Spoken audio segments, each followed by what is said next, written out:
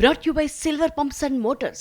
Top quality और consistent performance के लिए सिर्फ सिल्वर पंप्स नाम याद रखना। ఎంపీ బీజేపీలో కీలక నేత, పైగా ముఖ్యమంత్రి ఉండే వీధిలోనే ఇల్లు. అలాంటి తనకే భద్రత కరువైంది అంటున్నారు ఎంపీ డీకే అరుణ. తెలంగాణ నుంచి మనకి బ్రేకింగ్ అందుతోంది.